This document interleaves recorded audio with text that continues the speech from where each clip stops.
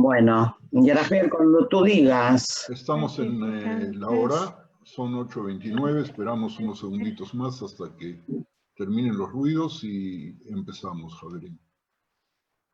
Es que no sé cómo escribir. Bueno, ¿Cómo se dice esto? Moadim de Simcha. Estoy muy feliz de estar con vosotros nuevamente.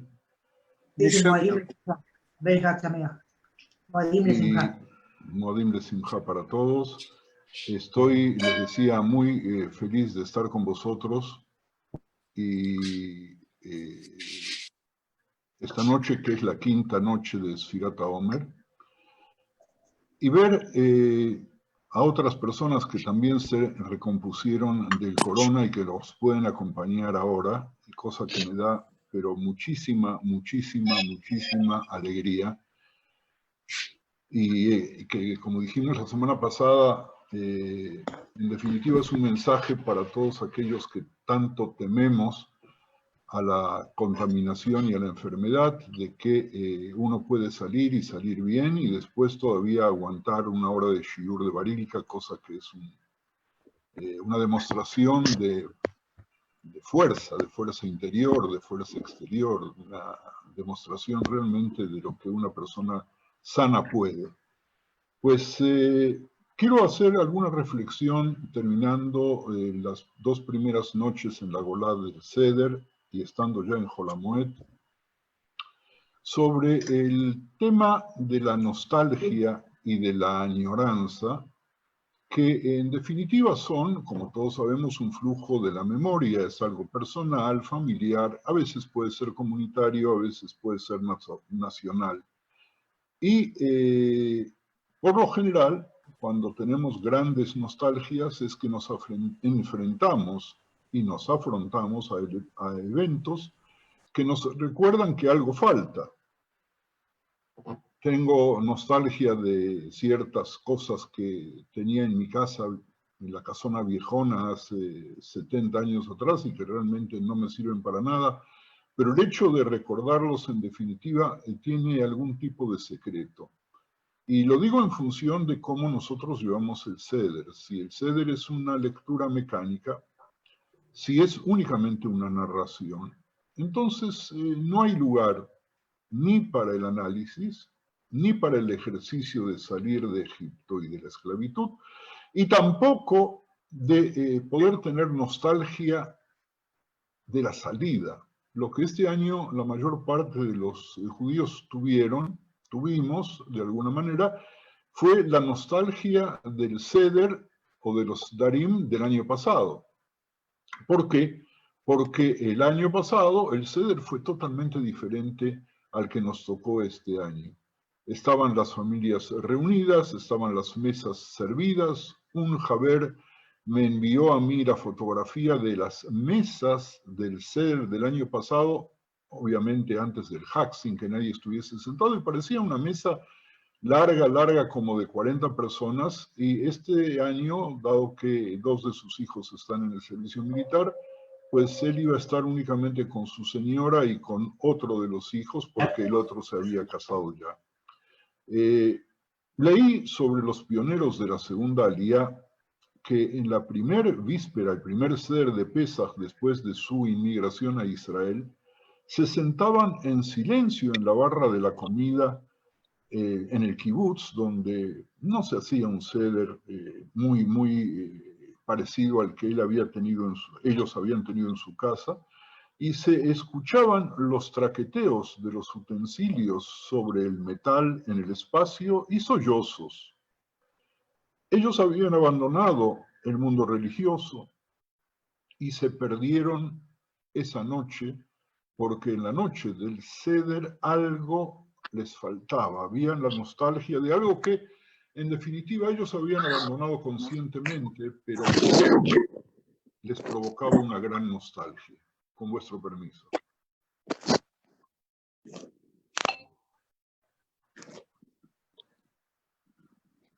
Hay un texto de Judith Zettner del grupo Kineret que dice: los miembros en el kibutz comenzaron a reunirse en el salón cuando entró un amigo y se vio un intenso anhelo, una cara pálida, y se retiró a un ángulo, y las lágrimas caían de sus ojos.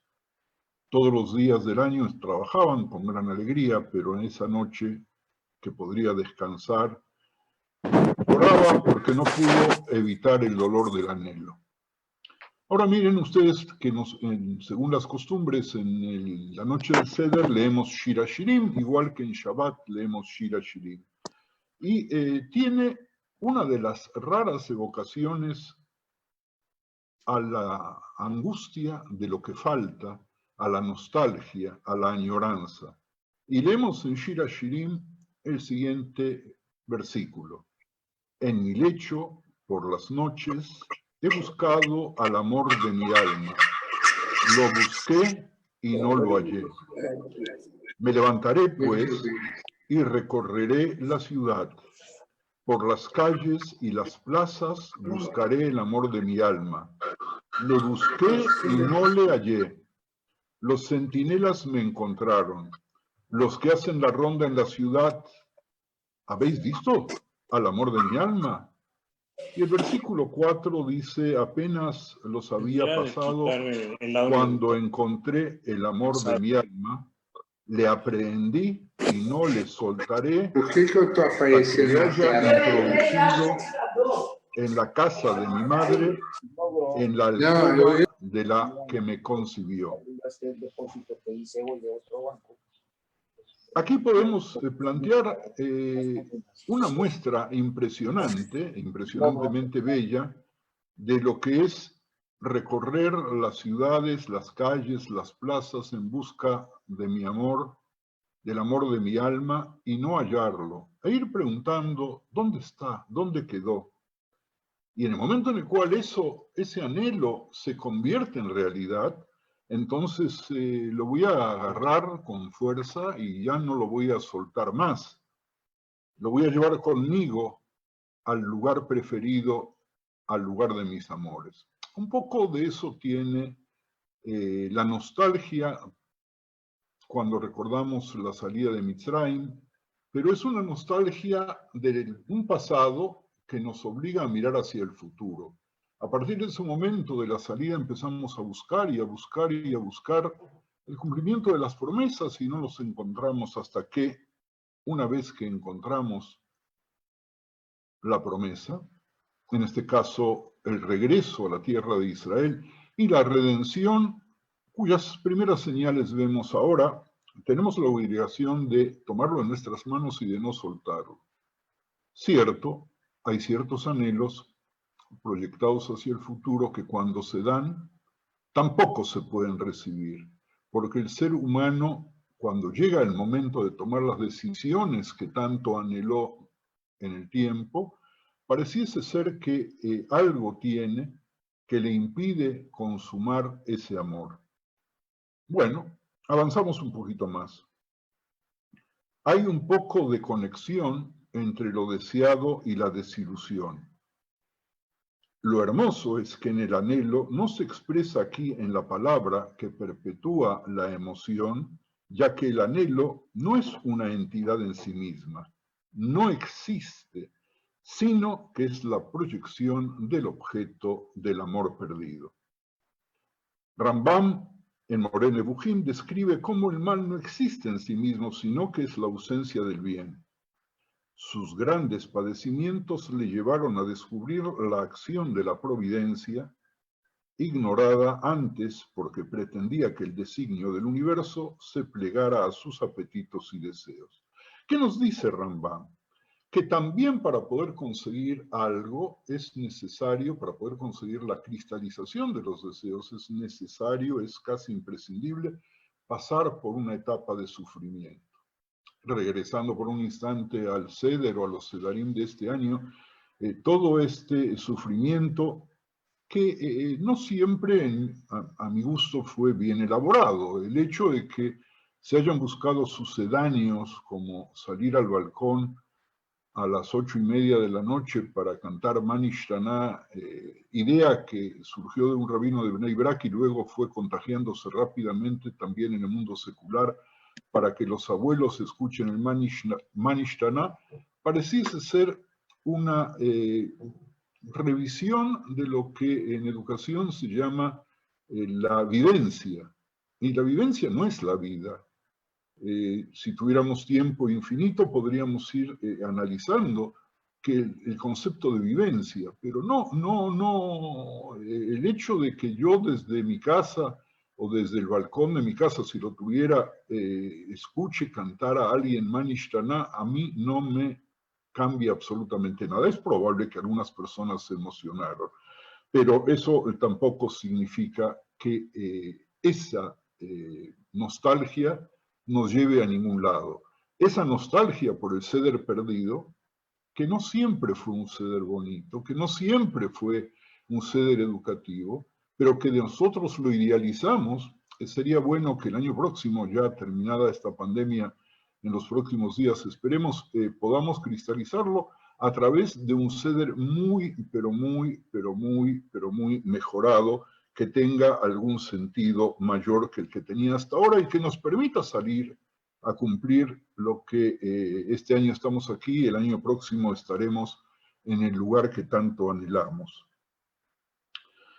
Por lo tanto, nosotros tenemos que saber que hay un designio que pretende juzgar el universo con su limitado conocimiento. Y a veces el orgullo y la ignorancia no nos permiten ser conscientes hasta el final de lo que es nuestro verdadero deseo y hacia dónde vamos. El anhelo también a veces se presenta como una emoción que se sostiene por sí sola, con intensidades que a veces puede alcanzar el dolor físico, pero como todo mal, el anhelo también es la ausencia de lo que anhelamos. Los sabios anhelantes ya reciben una palabra independiente. Y el anhelo es el anhelo que nosotros compartimos con los padres de los hijos que están en la franja de Gaza y que ya no viven y que no tienen la menor idea de lo que sucede y que cada tanto aparecen en la prensa israelí para poder expresar el dolor terrible que busca satisfacerse con los mendrugos que son los cadáveres de sus hijos que ya no están. Les voy a leer un fragmento de la Gemara en Ketubot 62b, muy poco conocido, sobre Raf Rehumí, que estudiaba delante de Raba en Mejosa y estaba acostumbrado a regresar a su hogar todos los años para festejar con su familia Yom Kippur.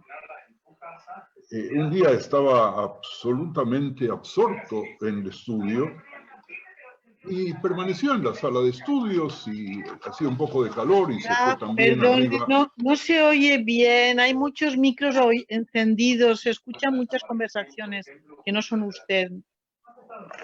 ¿Podría cerrar los micros, por favor? Hay incluso una radio, un aparato de televisión encendido por ahí. Pero Ethel puede apagar todos los micros mientras usted habla. ¿Podemos seguir? Les decía de este Raf que volvía a su casa para estar con su familia en Yom Kippur, y un Yom Kippur se distrajo, en vísperas de Yom Kippur, se distrajo estudiando y su esposa lo esperaba ese día y continuamente se decía a sí mismo, ahora viene, pero al final él no vino. Ella estaba angustiada por eso y una lágrima cayó de su ojo.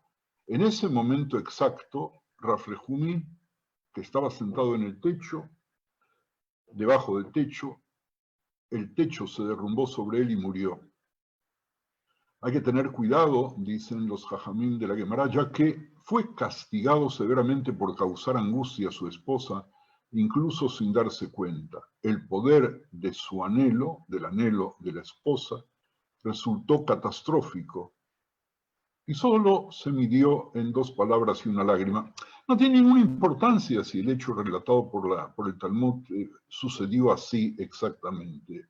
Pero tenemos una enseñanza de que también a veces anhelar lo que uno siente puede resultar catastrófico para uno y puede resultar catastrófico para los demás si es que no se maneja bien. Y hay otro tipo de anhelo, el anhelo por algo que nunca se vio ni algo que nunca se tuvo. Miren ustedes qué pasó con Rabbi Yehuda Levi. Él escribe su poema sobre su corazón en Oriente y se pregunta, ¿cómo hago para comer? Si no puedo estar en el país, en la zona, en la tierra, no tengo aquí el texto de la poesía, sino sería mucho más bonito que lo escuchen traducido en boca de él, expresa el anhelo por un país que él no había visitado. Esta idealización no es solo un anhelo del pasado, sino fundamentalmente, y a eso quiero referirme un minuto más, en expectativa por el futuro.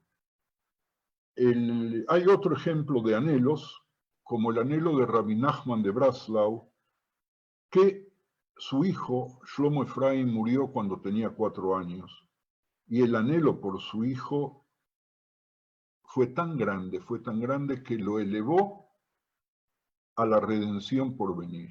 Es decir, también el anhelo de alguna forma se puede convertir en algo mucho mayor de lo que se siente.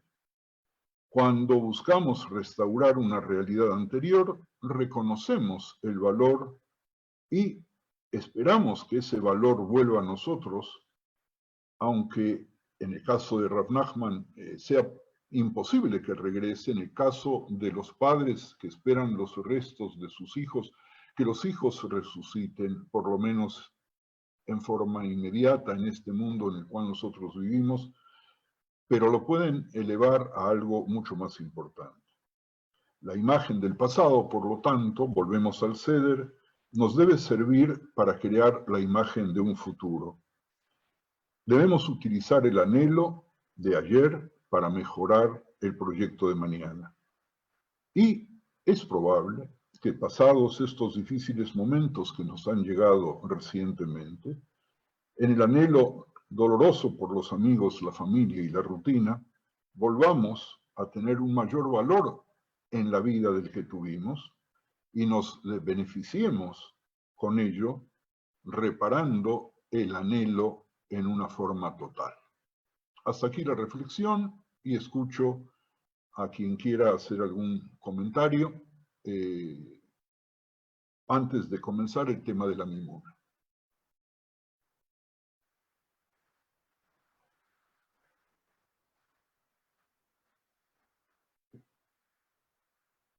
Yo no alcanzo a verlos a todos, así que... A ver, si alguien quiere preguntar, es ahora el momento, o mandan por chat o levantan la mano. Solo recuerden que tienen que abrir el micrófono. Sí, Israel. ¿Cuál sería la palabra hebrea para anhelo? Yo quiero utilizar la palabra gaagua. Nostalgia, en realidad, más que anhelo, ¿no?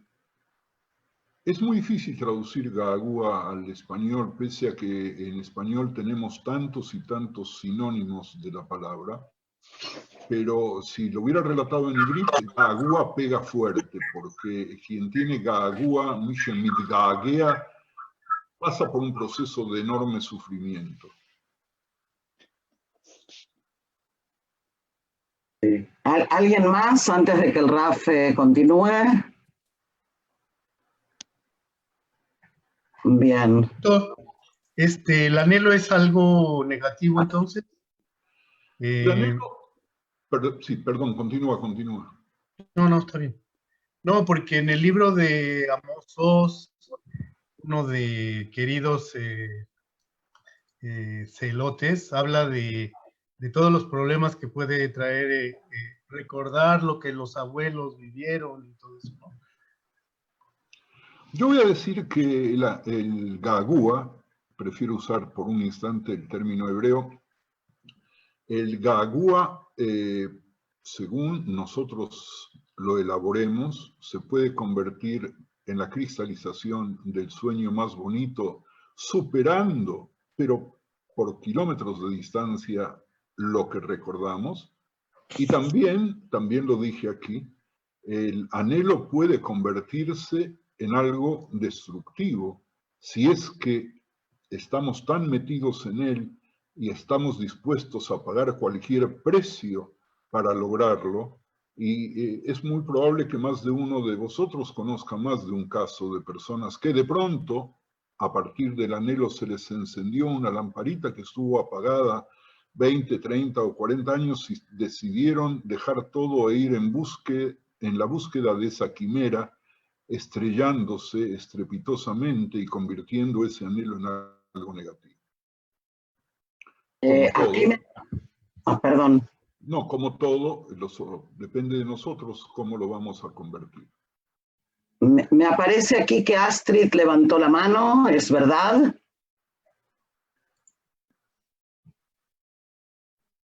No la estoy viendo ahora, pero Astrid, si nos escuchas, si quieres preguntar o decir algo, es el momento.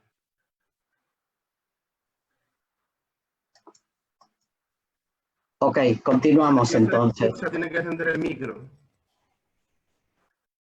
¿Alguien más antes de que el RAF continúe? Yo estaba esperando a Astrid para este momento, sí. Está hablando, pero tiene el micrófono deshabilitado. Gracias, Abel. Vamos a tratar de reiniciarle el sonido, aunque no lo puedo hacer, no sé por qué. Astrid, tienes que abrir tu micrófono.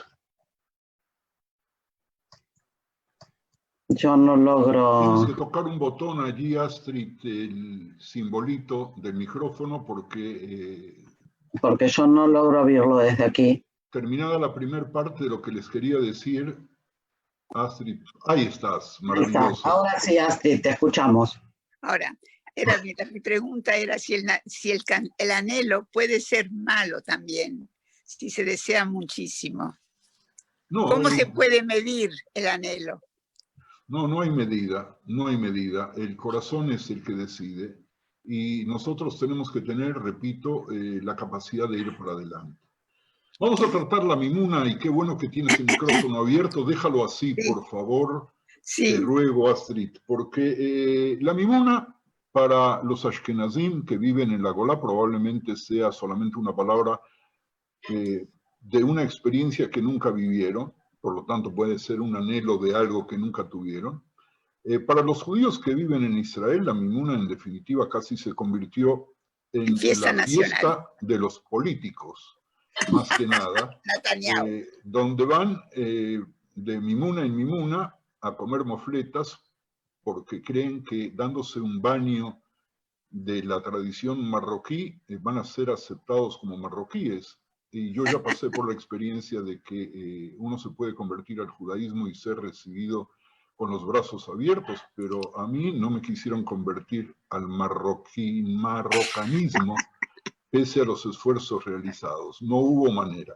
Lo que quiero aprovechar que Astrid está aquí y otros javerín que festejan la mimuna, para pediros... Hay otros por ahí escondidos, así que... Sí, está Isaac. No los delates, Astrid. Porque...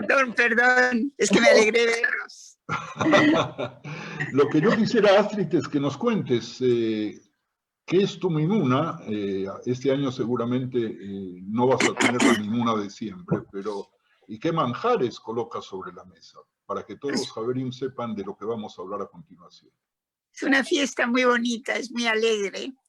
Se ponen, hay una cosa que se da, una hojita de lechuga, pero esta vez con miel, para marcar la diferencia entre la lechuga como hierba amarga y la lechuga con miel.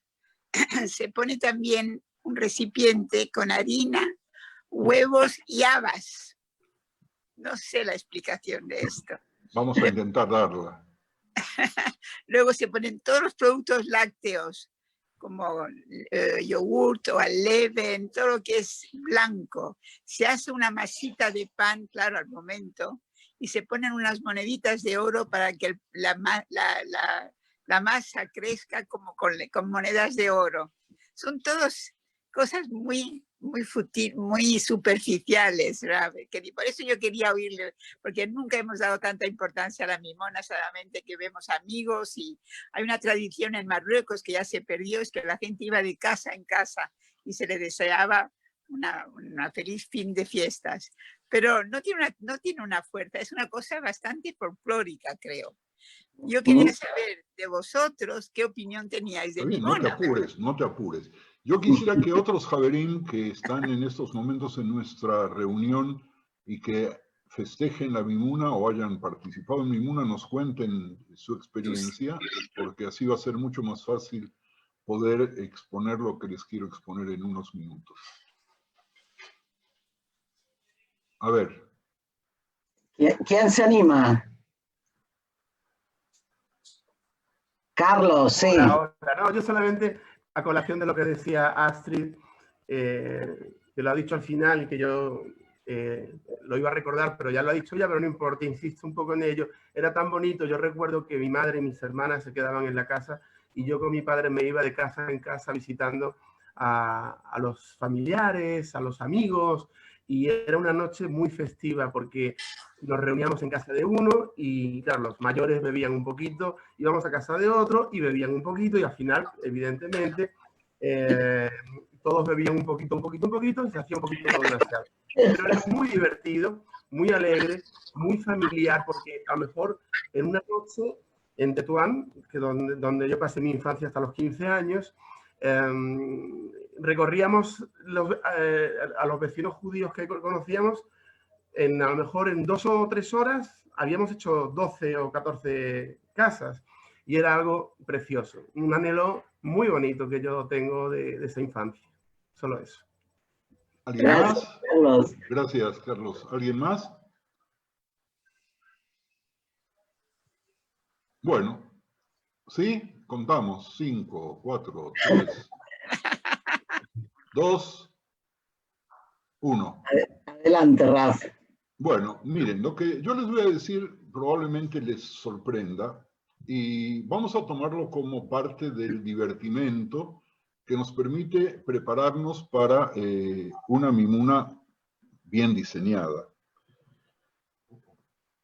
Lo que sucede es que, como decíamos antes, en Israel la mimuna se ha popularizado no solamente en la tradición marroquí, sino casi se ha convertido en una fiesta nacional, al grado que no hay clases en los colegios y que se extiende no solamente en la noche cuando termina la fiesta de Pesach, sino que se extiende al día siguiente. ¿Qué registros tenemos de la mimuna en la historia? En 1772, 2 viajeros, el rabino el Jida Haim Yosef David Azulay, que nació en 1724 y falleció en 1806, gran rabino, gran cabalista, que en Madrid, por ejemplo, se estudia para Parashat Shavua casi exclusivamente con su interpretación. Él fue el bisnieto de otro gran rabino llamado Abraham Azulay, y él, junto con otro rabino llamado el Caná Bar Yeruham, escribieron que Isru Hag, es decir, el día, escúchenme muy bien, después de Pesach, se considera un momento vulnerable, un momento de mal agüero, un momento difícil, un momento triste. Y como era vulnerable a que una persona que nosotros podíamos sufrir de algo, era costumbre celebrar un banquete para alejar el mal de ojo. Y de ahí la necesidad de apaciguar a los demonios del azar, llamados en esa zona geográfica Mimun y Mimuna. Mimuna después desaparece de la tradición, pero ahí queda Mimun. Miren ustedes, según el Jida, nada más y nada menos, el gran cabalista, hay algo que nos hace vulnerables ese día. ¿Qué es esa vulnerabilidad? Vamos a tratar de verla un poco más adelante. Por ahora la dejamos aquí. Ahora, otro documento que nosotros tenemos más o menos por esa época, de cuando comenzaron los judíos de Marruecos a poner mesas servidas, fíjense ustedes, lo dijo Astrid hace un instante. Astrid no hizo mención a la carne, ni al pollo, ni al pavo, al guajolocte, como le diríamos en México, solamente cosas dulces y cosas lácteas y cosas preferentemente de color blanco el día después de Pesaj. Y la respuesta la encontramos en el diario de un viajero judío italiano llamado Samuel Romanelli, que nació en Mantua en 1757, que fue un poeta medio loco, que viajó de país en país y que en Marruecos estuvo 4 años. Y él escribió lo siguiente: después del anochecer, cuando termina Pesaj, se coloca una mesa con productos horneados y la gente visita unos a otros. Los huéspedes se sacían y otorgan bendiciones a su anfitrión. Bendicen, es decir, yo voy a tu casa, hago lo que Carlos decía o no, o como los manjares, y bendigo al dueño de casa. La experiencia mía de Mimuna en Israel es que el dueño de casa, de pronto vestido con ropas tradicionales marroquíes, era el que daba las bendiciones, y quien preparaba las mofletas también daba bendiciones, como si de pronto estuviese munido de poderes sacerdotales. Sin embargo, Romanelli hace una referencia terrible que vale la pena compartir, y tómenla con calma. Dice que quizás esa costumbre de poner la mesa esté relacionada con la mesa para Gad. Gad, ¿quién era Gad? Gad, el hijo de Jacob. Romanelli hizo una asociación entre la Mimuna y una costumbre de la era bíblica. Paramos aquí y avanzamos un poquito más en la historia. Benjamín II, que es el seudónimo de un viajero judío que visitó Marruecos alrededor del año 1852, menciona la noche de Al-Mimun y dice que las raíces de la fiesta se remontan a los rituales de los Gnawa. Rituales de los Gnawa. ¿Y quiénes eran los Gnawa? Una secta mística de Marruecos que llevaban a cabo ceremonias una vez al año, y esas ceremonias comenzaban con un desfile y terminaban con un baile extático. Y sus canciones, las canciones de la Gnawa, de los Gnawa, estaban dirigidas a la diosa Mimuna y a su pareja Sidi Mimun. Entre los Gnawa también estaba el atractivo para la diosa Fortuna, porque hacían un intento muy grande por complacerla. Los Gnawa son una minoría étnica de Marruecos cuyos antepasados se remontan a los esclavos llevados de África subsahariana, principalmente de regiones de lo que es hoy día Malí, Burkina Faso, Senegal hacia el Magreb en los siglos XV y XVI. Estos esclavos negros sirvieron como soldados en varias dinastías gobernantes de Marruecos. Con el tiempo fueron liberados o huyeron y formaron varias comunidades, y esta secta se convirtió en una secta mística de músicos curanderos que practicaban ceremonias rituales de posesión de los espíritus. De todas las sectas místicas en Marruecos, esta es la más desconocida. Muchos musulmanes los consideran magos y los acusan de practicar la magia negra. ¿Avanzamos o quieren detenerse? Porque tengo más cosas que van en ese sentido. Avanzamos. Nos has dejado sin palabras. Me imaginaba. Una de las canciones de los Gnawa, hay ahora conjuntos musicales que se llaman así, que tratan de rescatar sus tradiciones, no sé si con éxito o no, decía: aquí viene Lady Mimuna, aquí viene Lady Fortuna, es decir, la diosa Fortuna, trayendo alegría a todos y a cada uno. Con su generosidad nunca pasamos hambres, con dulces, caramelos, pasteles y bebidas en abundancia.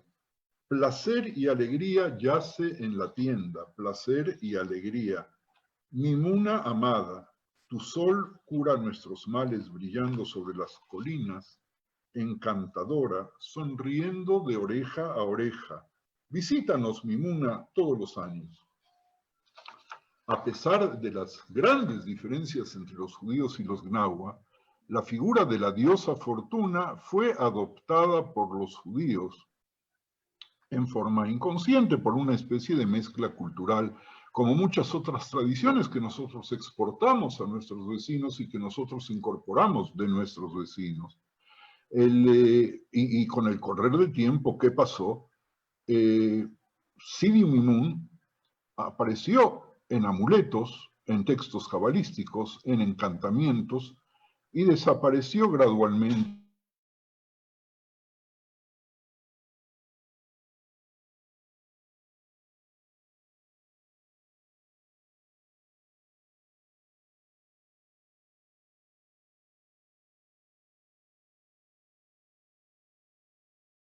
Parece que se han quedado sin luz. Sí, sí, algo por hablar mal de las tradiciones sefaradín. Ashkenazí, rabino, entre nosotros. No, yo creo que es por... Ahí mandaron una maldición de Marruecos, me parece. Es el genio Mimun. Así es. Para que voy a ver si les escribo para... A ver.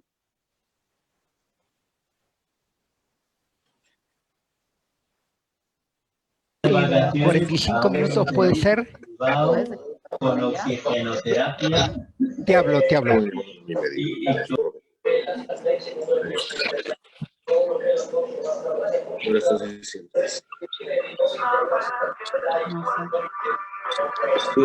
veo muy concentrada. No se escucha, mamá. ¿Cómo? Tener audífono. ¿Quién?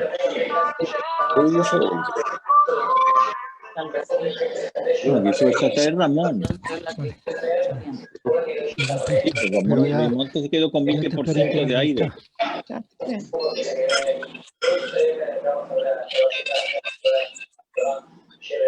El micrófono.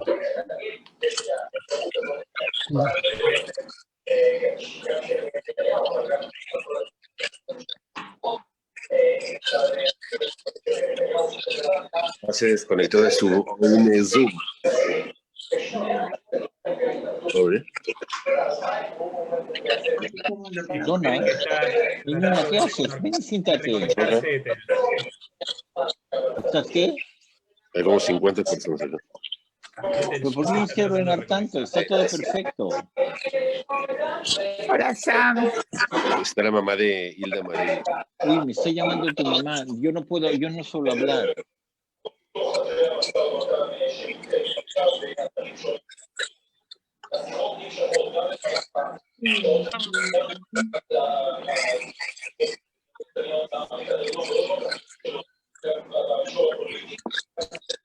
¿Qué está pasando?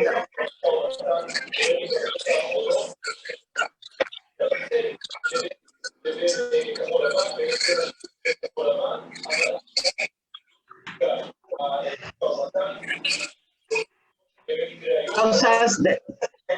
Ahora sí.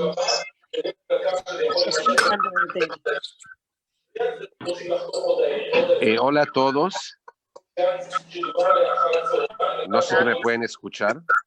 Hablas de Barilka, el hijo de Miel, y me acaba de enviar mi padre un mensaje que en un minuto vuelve a la comunicación. Tuvo un problema de conectividad en su internet. En un minutito vuelve.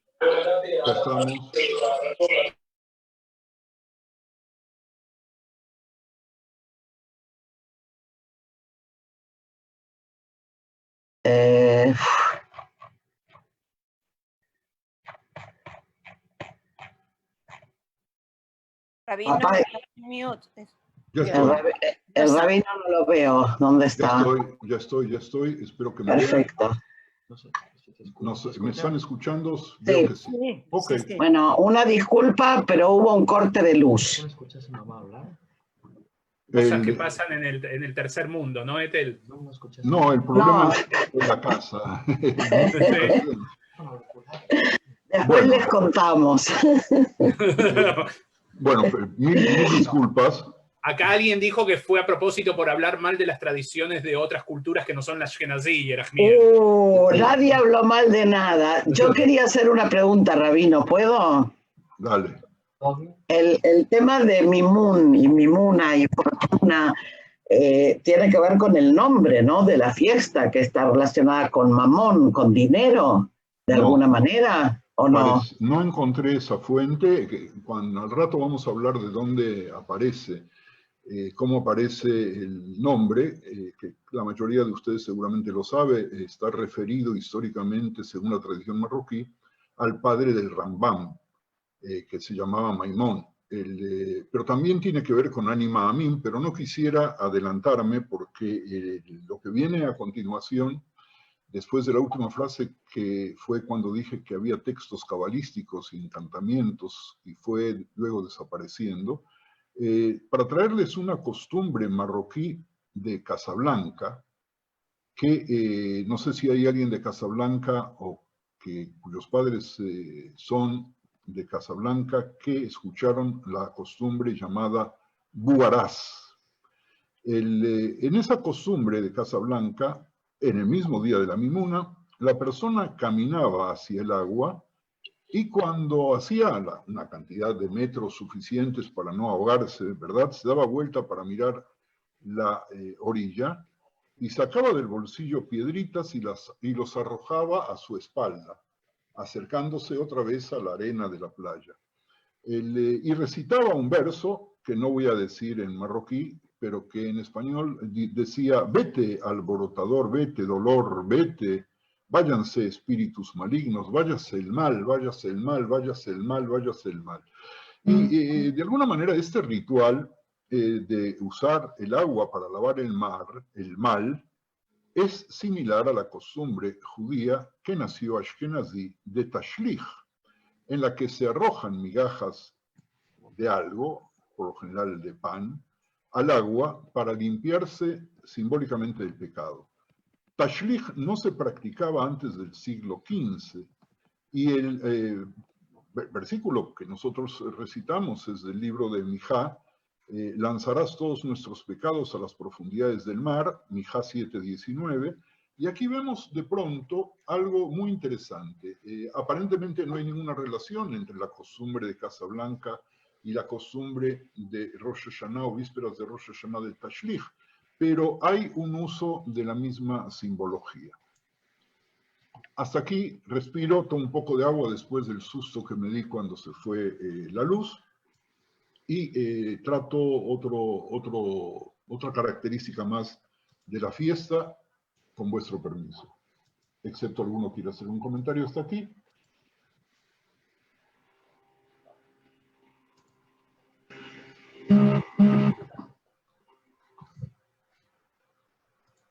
No, avanzo. Avanza.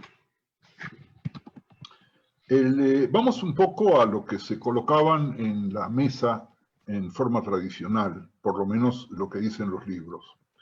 En la mesa había elementos, o hay elementos simbólicos. Por de pronto un pez vivo, que Astrid no hizo referencia, que nada en un tazón de agua. Habas verdes, 5, envueltas en una masa. Dátiles, dátil, ustedes saben que significa justicia, como decimos, Sadik Katamar y Fraj, el justo y el recto, florecerán como, fructificarán como el dátil. Obviamente, ¿cuántos dátiles en la mesa de la Mimuna? A ver quién adivina. 5. 5 pulseras de oro en un tazón de hojaldre. Astrid hizo mención, en lugar de pulseras de oro, a monedas de oro. Probablemente ella tenga razón. Masa picada con 5 huellas digitales profundas. 5 monedas de plata, 5 piezas de joyería de oro o plata, un amuleto en forma de palma. Ustedes conocerán, hay una especie de galleta, no es galleta, que en forma de palma, pero la palma se llama palma porque se parece a la palma de la mano. Y si yo les muestro esta mano, ¿con qué pueden asociar ustedes? Supongo que ya habrán adivinado que esa plata, esa palma es el hamsa, que también lleva dulces, leche, mantequilla, harina blanca, levadura, miel, mermeladas, terrones de azúcar, espigas de trigo porque, aparte de la brajá, para que nos acordemos que Kol Israel Arevim Zebazé, como una espiga, que habla de la hermandad entre nosotros. De ser, utilizo un término conocido por quienes hablan los idiomas marroquíes, de ser janinos, es decir, tener compasión, con todos los humanos, con las plantas, hojas de higuera, flores silvestres y verdes. Todos son símbolos de generosidad, de fertilidad, de suerte, de bendiciones y de alegría. Y el saludo tradicional de la Mimuna encaja perfectamente. Estirbajuve utisaadu, que significa que tengas éxito y buena suerte. Avanzo un poquito más. Aunque perdimos unos minutos, voy a dar vuelta a la página que me sirve de apunte para poder seguir un poquito más. La mufleta, ¿alguien nos puede contar cómo se hace la mufleta? Yo puedo contar cómo se come.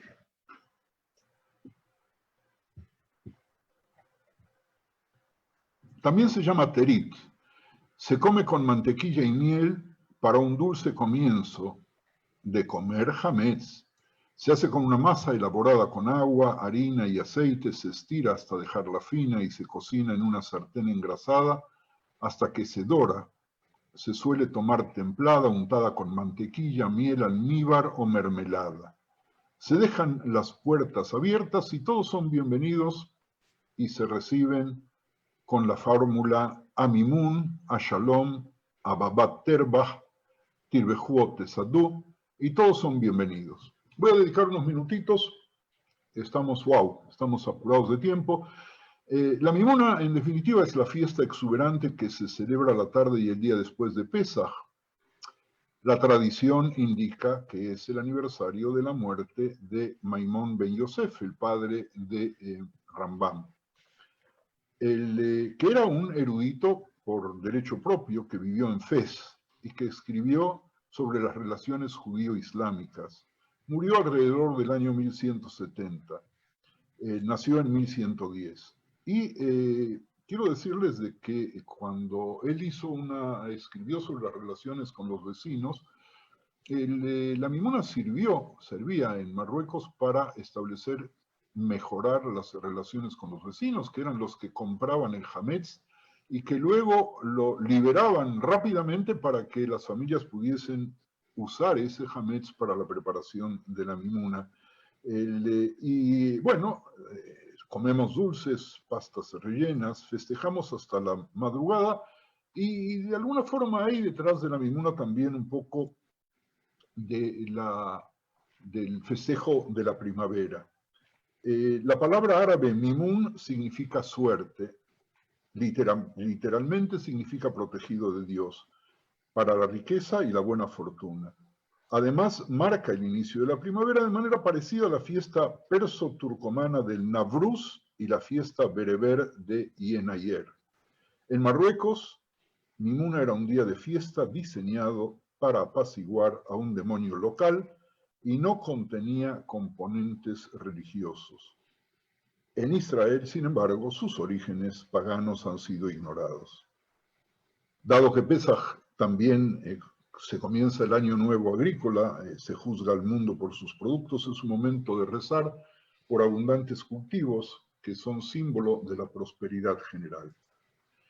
Y por último, muchos conectan la palabra Mimuna con la palabra Emuná, que es fe y creencia, alegando que celebra la creencia de la redención de Israel. En la misma línea también hay apoyo que se dice que viene de Maimónides para la palabra, que sea una adaptación al judeo árabe de la frase Anima Amin, que habla de la llegada del Mesías, y pronunciada así, Ana, Anima Amin, Maamin Ana, Maminana, Maminana, Maminuna, Maminuna, Minuna, Mimuna.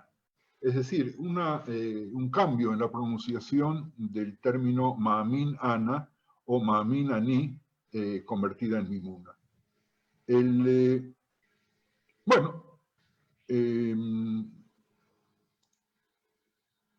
Yo quiero solamente decirles, no sé si decirles, que prefiero detenerme aquí para que no nos debamos extender después de la hora como siempre hacemos, si alguno quiere hacer un comentario hasta acá, por favor.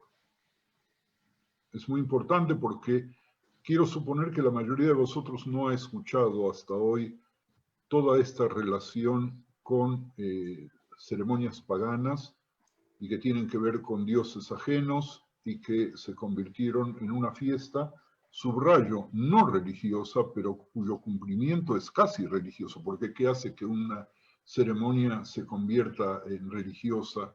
Se repite y se le van dando sentidos, al grado que la gente pensaba o piensa, y muchos piensan que, aparte de traer muchísima suerte y de engordar mucho, quienes pasan de casa en casa y ponerse muy, pero muy alegres, y seguirla hasta la madrugada. Los jóvenes solteros, me imagino que no solamente iban con su papá a la casa de los vecinos a saludar, sino que iban con sus amigos y con sus amigas hasta la madrugada y seguían hasta la mañana. Vaya a saber con qué ceremonias que no se registraron en los libros de historia que yo he podido consultar. Así que, Javerim, les escucho.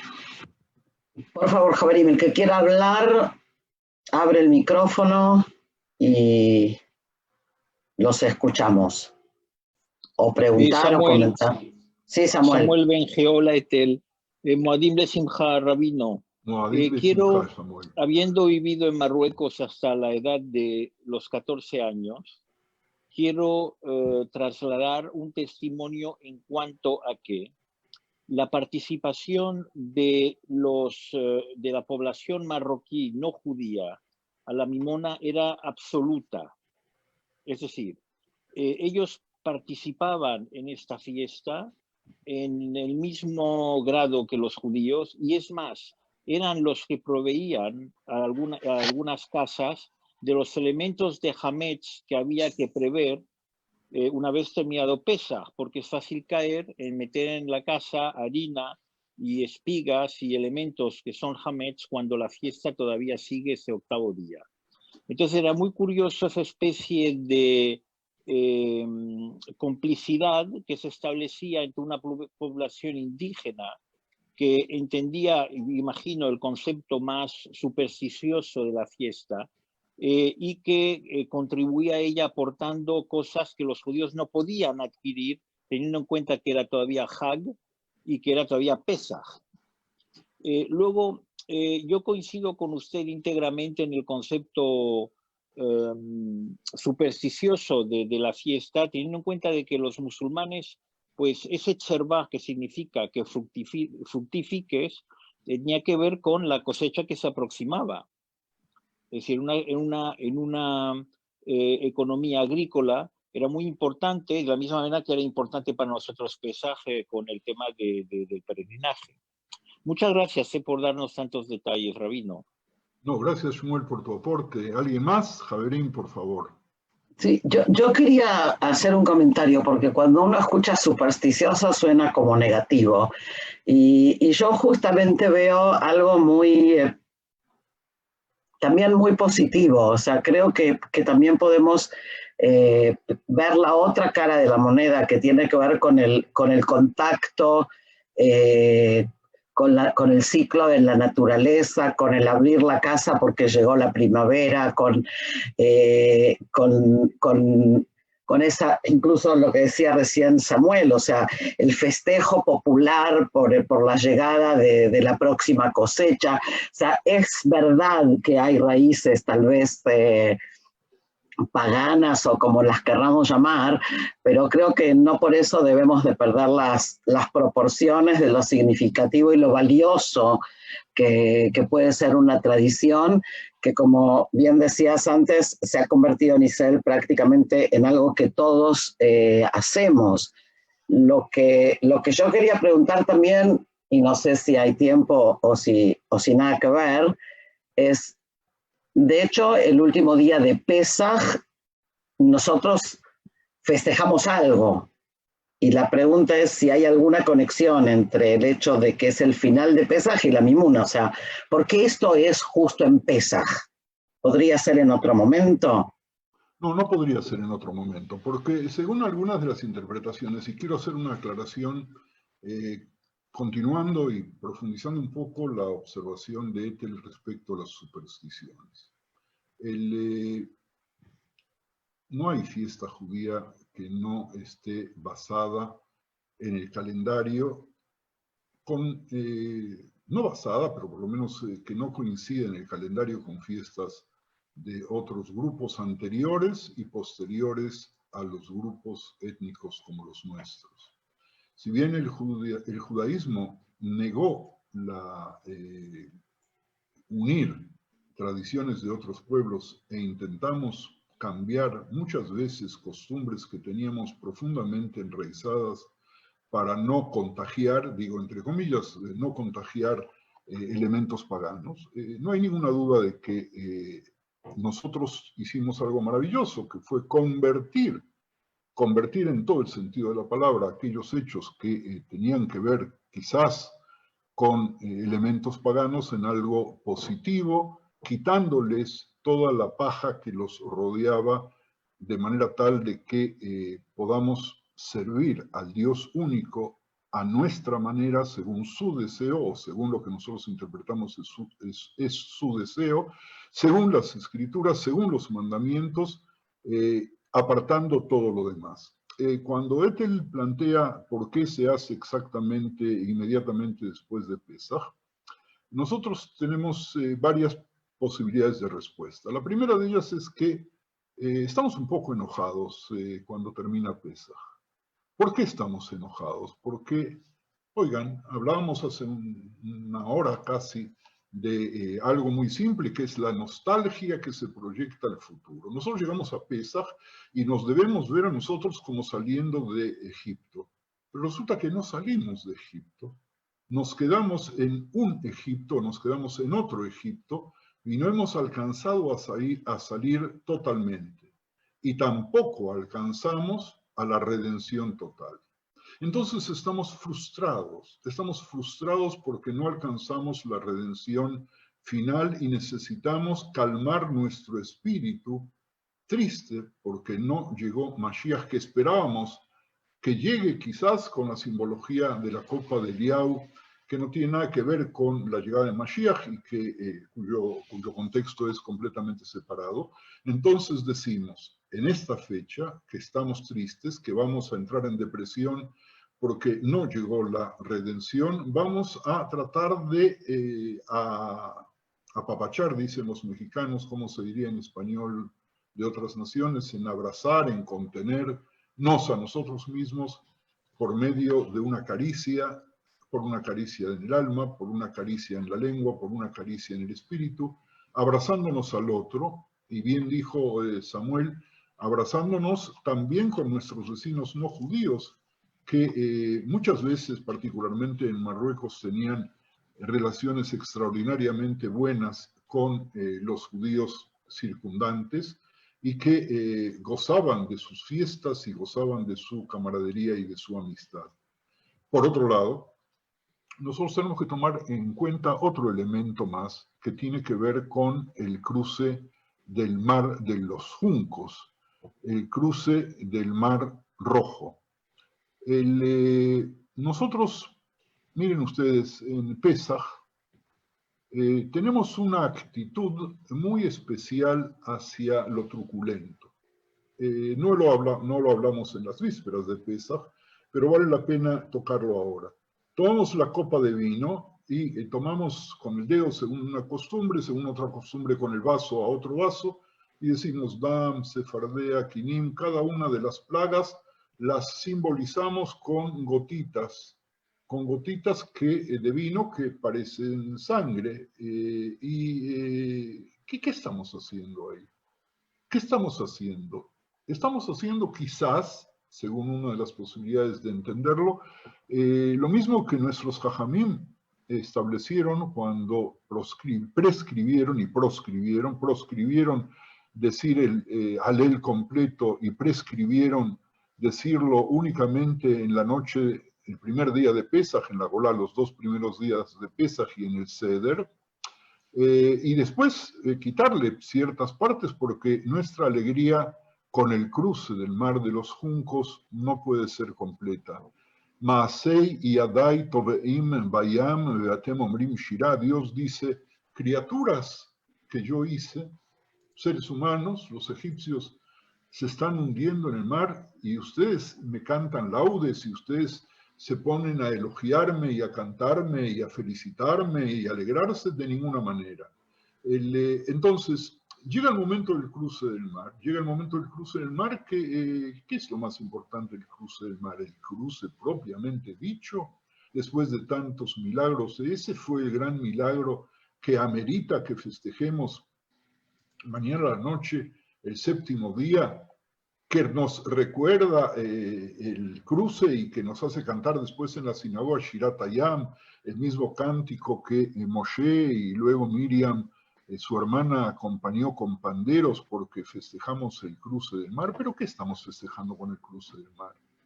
Estamos festejando con el cruce del mar varias cosas. La primera de ellas es que estábamos muertos de miedo,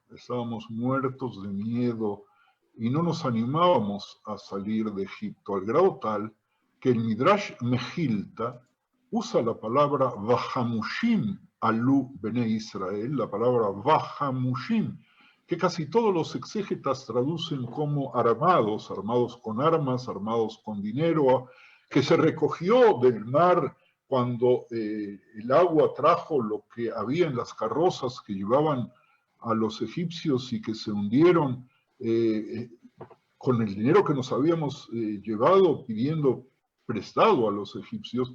En ese mismo momento, Vahamushim, también hay sabios que traducen, particularmente en Midrash Mejilta, que dicen que no, solamente un quinto de los judíos que estaban en Egipto salieron. Y hay una discusión en el mismo Midrash, algunos dicen no, 1 por 50, no 1 por 20, y se ponen en discusión para saber quiénes habían salido.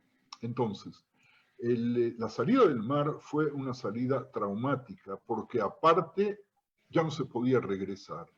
Y el regreso lo deseaban muy poco tiempo después los mismos esclavos que habían salido. Y quizás esa sea una razón por la cual nosotros, en el momento traumático de la salida, nosotros tratamos de acariciar nuestro alma con una fiesta tan hermosa, tan generosa, tan abierta, tan, diría yo, amistosa como la mimuna, porque incluso personas alejadas al fin en la mimuna pueden ir de casa en casa, claro, cuando los judíos viven cerca unos de los otros, y poder alegrarse. Y la salida del mar, en definitiva, está precedida por un hecho muy simple que voy a deciros y que tiene que ver con Moshe.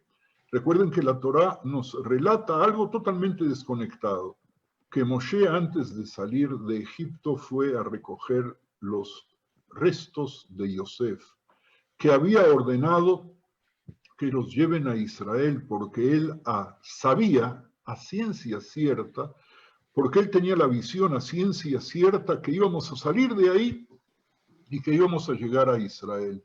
Y entonces, en el momento del cruce del mar, pudimos cruzarlo porque teníamos muy claro que seguíamos la visión que Yosef nos había dado, y este es otro motivo para celebrar.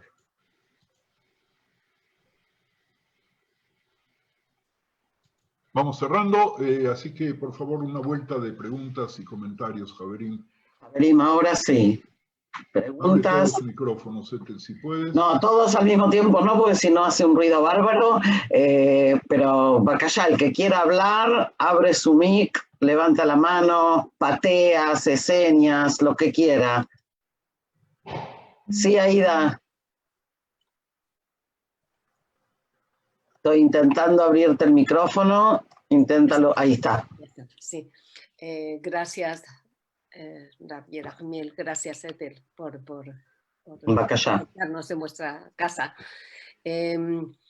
Yo tenía la idea de que la Mimuna era simplemente el celebrar que acababa Pesaj y que podíamos comer ya nuevamente Hametz, que podíamos entonces comer todas las delicias que se hacen con cremas y con con natas y con todo este tipo de cosas.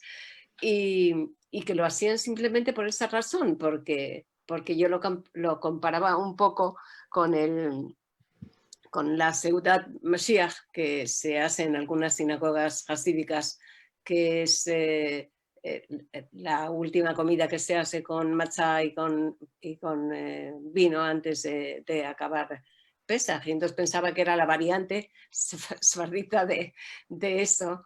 Y me sorprende todo lo que ha contado el Rav, me parece muy interesante, y lo que me parece más bonito es que se considerara una fiesta de convivencia, ¿no? Cosa que los judíos ashkenazim lamentablemente no podíamos tener con tanta facilidad, porque las condiciones eran otras. Gracias. Mira, Aida, no hay ninguna duda que el judaísmo tiene un capítulo muy importante que es gastronómico. Pero yo no quiero pensar, hablábamos al inicio del anhelo, ¿verdad? Que el anhelo por el hametz, que a veces se da en Israel hasta con golpes de que en las colas de las panaderías esperando, o de las tiendas para comprar harina, para poder preparar las bufletas, sea una histeria total como la histeria del papel higiénico de hace pocas semanas atrás, o la histeria de los huevos que todavía hasta hoy no se han terminado de abastecer. Yo quisiera pensar que va por otro lado, como lo traté de explicar. Yo sé que todas estas explicaciones antropológicas y sociológicas, si fueran realizadas por gente ajena a nosotros, podrían tener menor significado porque nos mirarían como un hecho folclórico nada más. Pero si es el Jidá, nada más y nada menos que uno de los grandes cabalistas, el que hace referencia al mal de ojo, el que hace referencia a una fecha donde nos sentimos de alguna manera debilitados y que tenemos que reforzarnos sin entrar al tema, porque no pudimos entrar al tema del Hamza, que tiene que ver con el 5 y que en algún momento quizás retomemos. Esto es muy importante marcar. Lo que tiene que ver con la cena de Mashiach, que festeja prácticamente Shabbat en una forma muy, pero muy hermosa, y su anhelo mesiánico, su coincidencia quizás, sin que ellos mismos, los Hasidim, puedan percibirlo hasta el final, tiene que ver con un poco la frustración del anhelo de tener a Mashiach, y bueno, vamos a hacer algo muy alegre, a lo mejor extendiendo el plazo, terminada la fecha, o en la última noche en la Golá, podamos recibirlo ya mismo, porque nuestra paciencia por cumplir el anhelo y el deseo es tan grande que no podemos tolerarlo más, y si no, por lo menos vamos a tratar de alegrar nuestros corazones en la depresión que tenemos porque la redención todavía no es completa.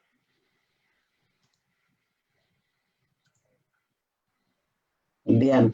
Javerim, ¿alguien más? ¿Alguna pregunta o comentario antes de pasar a los avisos publicitarios?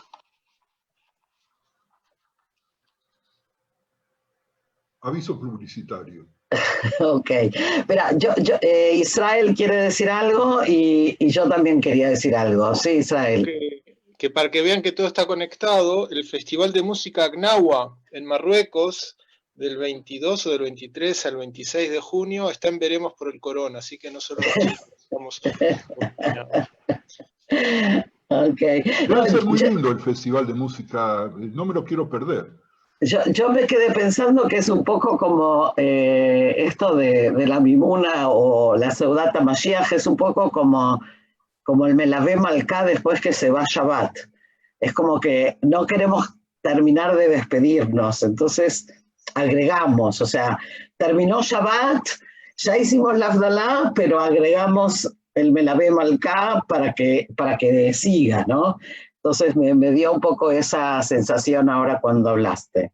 ¿Okay? De todas maneras, Pesaj no termina el último día de Pesaj, sino que se continúa a través de Sfirat HaOmer hasta llegar a Shavuot. Pesaj y Shavuot es una sola fiesta de 49 días, interrumpida por el duelo, sobre el cual quizás hablemos no la semana próxima, porque la semana próxima vamos a dedicar nuestro encuentro a algo que te les va a explicar a continuación y que es muy importante que todos los que podamos estemos y nos unamos a través de este medio y nos demos las manos fuertemente el próximo lunes a la noche. Bueno, el próximo lunes, que es el día que acostumbramos a hacer las reuniones, coincide con Yom HaShoah, por lo que vamos a dedicar el encuentro a Yom HaShoah.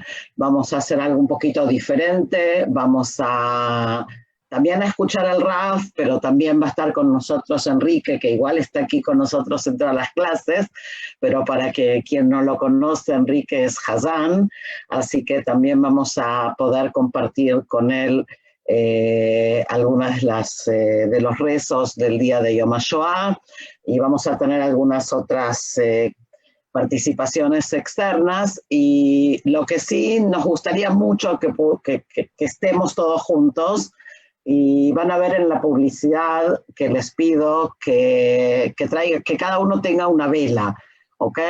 La idea es que podamos también encender una vela cada uno en su casa, ya que no va a haber actos públicos. Y bueno, y lo demás lo vamos a hablar ese día, pero que estéis preparados. Si tenéis vela de Iscor, genial, y si no, la vela que tengáis, ¿ok? Lo importante es que podamos estar juntos, y así como estamos juntos para festejar, que también estemos juntos para recordar, ¿ok? Y también, así que van a recibir el aviso. Y Perdón. si alguno de vosotros quiere preparar un texto y leerlo, sería muy bonito de que esta reunión del próximo lunes tenga realmente significado, que no sea una reunión como los actos públicos que se empezaron a hacer en enero a partir de una decisión internacional y que se calcan año tras año al grado tal de que pierden sentido. A ver si podemos llegar a reunirnos todos nuestros corazones para recordar a quienes fueron las víctimas y poder prepararnos para otra vez una nostalgia de creación y tratar de ver cómo podemos traducir respecto al presente y al futuro el recuerdo de la Shoah. Les estoy poniendo en el chat mi mail, ¿ok? Si alguien quiere participar o sugerir algo para esta actividad, me mandan por el mail privado para que lo podamos durante la semana incluir, ¿ok? Javerim, un abrazo a todos, muchísimas gracias. Hag Sameach, Moadim Lesimcha, y que, bueno, que podamos festejar la Geulá y que las mimunas que se hagan esta vez de esta forma igualmente nos permitan abrazar a todos, también al otro que tenemos cerca y que no está con nosotros, y poder desearnos unos a los otros que tengamos más suerte de la que hemos tenido en estos últimos días, y podamos ir para adelante mirando la vida con alegría y con optimismo. Javerim, muchas gracias. Hag Sameach. Hag Sameach para todos. Hag Sameach. Hag Sameach. Hag Sameach, gente. Un fuerte abrazo a todos. Hag Sameach. Hag Sameach, Lechaim. Hag Sameach.